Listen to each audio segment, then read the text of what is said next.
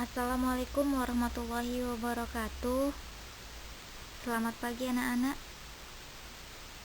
Baiklah, hari ini adalah pembelajaran daring yang pertama di semester genap dengan mata pelajaran geografi.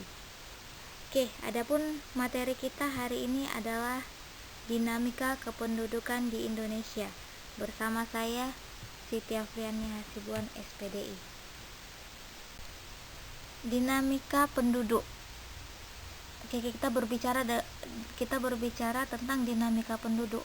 Dalam benak kita pasti bertanya, apa yang dimaksud dengan dinamika penduduk? Dinamika penduduk adalah perubahan jumlah dan kondisi penduduk dari waktu ke waktu di suatu wilayah. Selanjutnya adalah faktor dinamika penduduk. Faktor dinamika penduduk terbagi kepada 3. Yang pertama, natalitas, faktor kelahiran. Kemudian mortalitas atau kematian.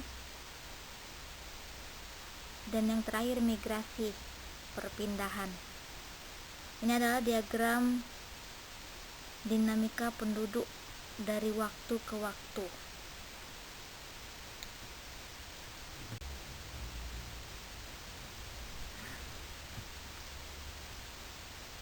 Natalitas, angka kelahiran, adalah angka yang menunjukkan jumlah kelahiran dari setiap 1000 penduduk di suatu wilayah.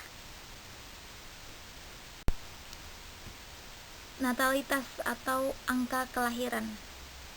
Natalitas atau angka kelahiran dipengaruhi oleh 2 faktor. Yang pertama, pronatalis, kemudian yang kedua, antinatalis. Pronatalis atau faktor-faktor yang mendorong kelahiran penduduk terbagi kepada beberapa bagian. Yang pertama, pernikahan usia muda, kemudian tingkat pendidikan rendah, anggapan banyak anak banyak rezeki, paradigma anak laki-laki kebanggaan keluarga. Kemudian antinatalis atau faktor-faktor yang menghambat kelahiran penduduk. Juga ada beberapa faktor. Ada program keluarga berencana atau KB. Kemudian adanya aturan batasan usia menikah. Selanjutnya, batasan tunjangan anak bagi PNS. Anggapan anak adalah beban orang tua. Selanjutnya adalah kriteria angka kelahiran. Dikatakan tinggi, angka kelahirannya dikatakan tinggi apabila angka natalitasnya lebih dari 30. Kemudian dikatakan sedang apabila angka natalitasnya 20 sampai 30. Kemudian rendah, dikatakan rendah apabila angka natalitasnya kurang dari 20. Menurut BPS tahun 2010, angka kelahiran di Indonesia mencapai 18,4 dan tahun 2019 menurun menjadi 16,5. Artinya, setiap 1000 penduduk di Indonesia di tahun 2019 terdapat 16,5 bayi yang lahir. Jadi, angka kelahiran di Indonesia dikatakan rendah. Selanjutnya adalah mortalitas atau angka kematian. Mortalitas adalah angka yang menunjukkan jumlah penduduk yang meninggal dari setiap 1000 penduduk di suatu wilayah. Mortalitas dibagi kepada dipengaruhi oleh 2 faktor. Yang pertama, promortalitas atau faktor-faktor yang mempercepat kematian. Adapun faktor-faktor yang mempercepat kematian dibagi kepada beberapa bagian. Yang pertama adalah fasilitas kesehatan dan tenaga medis kurang. Kalau aja fasilitas kesehatan dan tenaga medis aja udah kurang, kemudian orang sakitnya banyak, ini akan mempercepat kematian. Kenapa? Penanganannya juga otomatis kurang, penanganan atau pelayanan medisnya pun kurang. Ini akan mempercepat kematian penduduk. Kemudian tingkat kesehatan masyarakat yang buruk. Selanjutnya adalah rendahnya kesadaran akan kebersihan. Oke, kalau aja kesadaran kita akan kebersihan aja udah kurang, bagaimana kita mau sehat, ya kan? Selanjutnya adalah wabah penyakit yang menular atau endemi atau pandemi, seperti yang kita alami sekarang. Yang kita alami sekarang adalah pandemi COVID-19 atau corona. Ini adalah wabah penyakit yang menular. Kalau aja ini wabah ini terus aja terjadi, otomatis ini akan mempercepat kematian. Oke, maka dianjurkan untuk selalu mematuhi aturan protokol kesehatan dengan menjaga 3M. Yang terakhir adalah bencana. Bencana baik itu bencana alam dan sosial. Bencana yang baru-baru ini terjadi, Merapi, kemudian longsor, ya kan? Oke. Kemudian faktor yang kedua adalah anti mortalitas atau faktor-faktor yang menghambat angka kematian penduduk.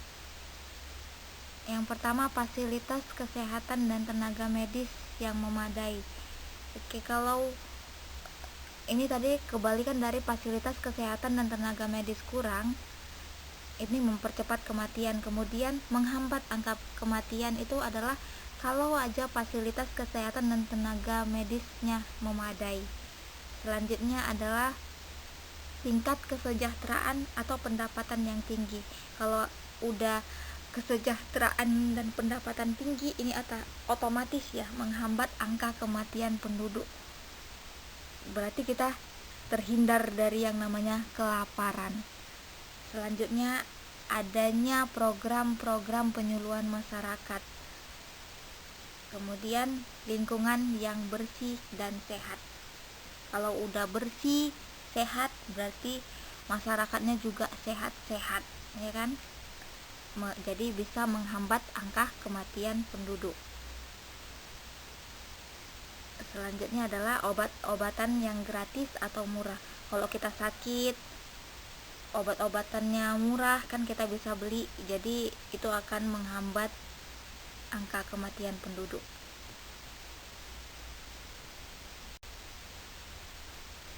Selanjutnya adalah kriteria angka kematian. Kriteria angka kematian di dunia dikatakan tinggi apabila dia lebih dari 18, kemudian dikatakan sedang 14 sampai 18, dikatakan rendah kurang dari 14. Menurut BPS pada tahun 2010 angka kematian di Indonesia mencapai 6,25 dan tahun 2019 menurun menjadi 5,97. Artinya setiap 1000 penduduk Indonesia di tahun 2019 terdapat 5,97 jiwa yang meninggal. Jadi Indonesia memiliki angka kematian yang rendah. Faktor dinamika penduduk yang terakhir adalah migrasi. Migrasi adalah perpindahan penduduk dari suatu tempat ke tempat lain dengan tujuan untuk menetap. Migrasi terbagi kepada dua. Yang pertama, migrasi nasional atau intern, yaitu perpindahan penduduk dari suatu daerah ke daerah lain dalam suatu negara. Perpindahan penduduk dari suatu daerah ke daerah lain dalam suatu negara. Contohnya ibu berasal dari Kabupaten Labuan Batu Selatan, kemudian pindah ke daerah lain, yaitu pindah ke Kabupaten Asahan, masih dalam suatu negara, kan masih sama-sama masih di Indonesia. Oke. Kemudian yang kedua adalah migrasi internasional atau extern, yaitu perpindahan penduduk dari suatu negara ke negara lainnya. Macam-macam migrasi internasional. Yang pertama ada imigrasi. Imigrasi adalah masuknya penduduk dari suatu negara ke negara lain dengan tujuan menetap.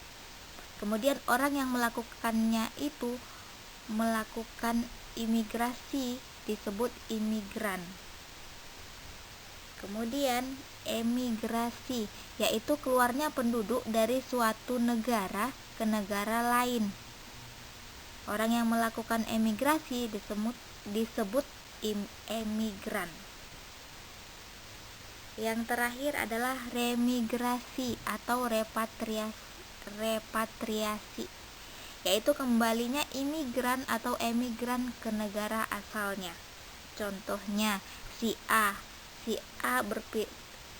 orang Indonesia, kemudian dia imigrasi pindah ke negara lain. Contohnya dia pindah ke Arab Saudi untuk bekerja sebagai tenaga kerja Indonesia. Kemudian selang waktu 10 tahun masa kerjanya, setelah habis 10 tahun masa kerjanya, dia kembali ke Indonesia. Itu yang disebut dengan remigrasi, kembalinya imigran ke negara asalnya. Baiklah, sampai di sini materi kita pada pagi hari ini. Saya ucapkan terima kasih atas perhatiannya. Assalamualaikum warahmatullahi wabarakatuh dan selamat pagi.